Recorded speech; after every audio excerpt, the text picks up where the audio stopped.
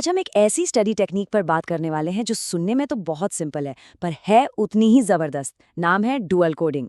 अगर कोई भी अपनी एग्जाम की तैयारी को मतलब एक लेवल ऊपर ले जाना चाहता है तो ये विश्लेषण उसके बहुत काम आने वाला है।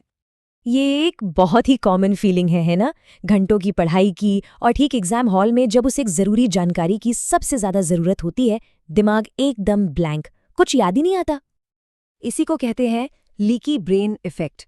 हर स्टूडेंट को कभी ना कभी इसका सामना करना ही पड़ता है। मतलब इतनी मेहनत से कोई चीज़ याद की और वो दिमाग से ऐसे निकल जाती है जैसे कभी थी ही नहीं। पर क्या हो अगर इसका एक पक्का समाधान हो? तो चलिए आप प्रॉब्लम से सोल्यूशन की तरफ चलते हैं और इसका जवाब है डुअल कोडिंग। ये एक ऐसी टेक्निक है जो मेमोरी को मजबूत करने का एक प्रूवन तरीका है। तो सवाल ये है कि आखिर ये डुअल कोडिंग है क्या? देखिए, बहुत ही आसान भाषा में समझें तो इसका मतलब है शब्दों को यानी वर्ड्स को विजुअल्स के साथ जोड़ना। जब एक ही इन्फॉर्मेशन को दो अलग अलग तरीकों से दिमाग तक पहुंचाया जाता है तो उसे याद रखना बहुत बहुत आसान हो जाता है। अब ऐसा होता क्यों है? वजह यह है कि हमारा दिमाग वर्ड्स और विजुअल्स मतलब टेक्स्ट और पिक्चर्स इन दोनों को प्रोसेस करने के लिए अलग अलग चैनल यूज करता है। तो डुअल कोडिंग क्या करती है?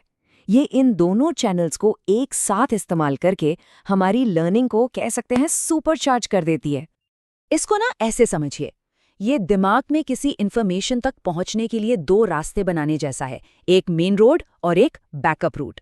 अगर एक रास्ता, मान लीजिए वर्ड्स वाला रास्ता, एग्जाम के प्रेशर में ब्लॉक हो गया तो फौरन दूसरा रास्ता यानी विजुअल वाला रास्ता काम आ जाता है।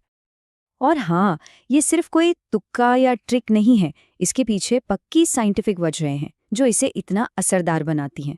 चलिए जरा देखते हैं कि साइंस इसके बारे में क्या कहता है। देखिए, हमारा जो दिमाग है ना, वो नेचुरली विजुअल्स की तरफ ज्यादा खिंचता है। ये टेक्स्ट के मुकाबले पिक्चर्स को कहीं ज्यादा तेजी से प्रोसेस करता है। तो जब हम विजुअल्स ऐड करते हैं तो लर्निंग प्रोसेस को आसान बना रहे होते हैं। दो मेमोरी पाथवे होने का सीधा मतलब है कि इंफॉर्मेशन को रिकॉल करना आसान हो जाता है। और सबसे बड़ी बात, ये तरीका जानकारी को शॉर्ट टर्म मेमोरी से निकालकर लॉन्ग टर्म मेमोरी में फिट कर देता है। ठीक है, तो अब ये तो समझ आ गया कि ये है क्या और काम क्यों करता है। पर असली सवाल तो ये है कि इसे अपनी पढ़ाई में लागू कैसे करें। तो चलिए अब इसके प्रैक्टिकल तरीकों पर आते हैं। ये बहुत ही सीधा साधा है। सबसे पहले अपने लिखे हुए नोट्स को फ्लो चार्ट या माइंड मैप में बदलिए। दूसरा, कलर्स का इस्तेमाल कीजिए लेकिन समझदारी से, मतलब सजाने के लिए नहीं बल्कि मेन पॉइंट्स को हाईलाइट करने के लिए। तीसरा, टेक्स्ट और विजुअल दोनों को साथ साथ पढ़िए। और शायद जो सबसे असरदार तरीका है वो है चौथा, अपने हाथों से डायग्राम्स बनाना।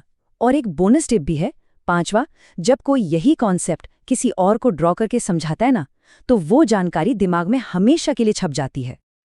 अच्छा, एक सवाल मन में आ सकता है, क्या ये टेक्निक सच में कॉम्पिटिटिव एग्जाम्स के मुश्किल टॉपिक्स के लिए काम करती है, जहां सिलेबस इतना बड़ा और इतना कॉम्प्लेक्स होता है? क्या ये वहां भी इफेक्टिव है? चलिए इसको एक रियल एग्जाम्पल से समझते हैं।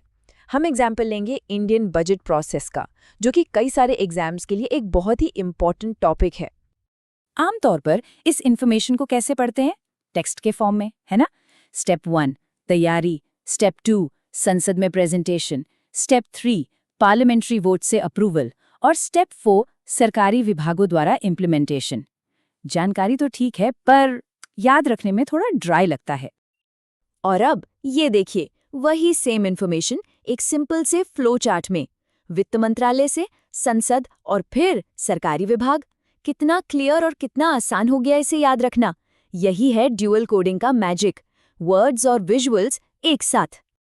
तो इस टेक्निक को अपनी रूटीन में शामिल करने का फाइनल पे ऑफ क्या है? मतलब एग्जाम की तैयारी में इससे असल में फायदा क्या होता है? इसका सबसे ज्यादा फायदा उठाने के लिए कुछ टिप्स हैं। इसे खास तौर पर उन चैप्टर्स के लिए इस्तेमाल कीजिए जो बहुत मुश्किल, लंबे या कंफ्यूजिंग लगते हैं। सिंपल सिंबल्स, एरोज और बॉक्सेस का यूज कीजिए ताकि इन्फॉर्मेशन दिमाग में स्टिक कर जाए। और कोशिश कीजिए कि पूरा का पूरा चैप्टर एक ही विजुअल रिवीजन शीट पर आ जाए। सोचिए रिवीजन के लिए ये कितना जबरदस्त टूल बन जाएगा। तो निचोड़ ये है, ड्यूअल कोडिंग मतलब वर्ड्स प्लस विजुअल्स, और इसका नतीजा बेहतर मेमोरी, तेज रिवीजन और एग्जाम में जबरदस्त रिकॉल। ये एक सिंपल पर बहुत ही पावरफुल इक्वेशन है। तो अब सवाल ये है कि वो पहला मुश्किल टॉपिक कौन सा होगा जिसे इस टेक्निक से फतेह किया जाएगा। अपनी किताबों को खोलिए और शुरुआत आज से ही कीजिए।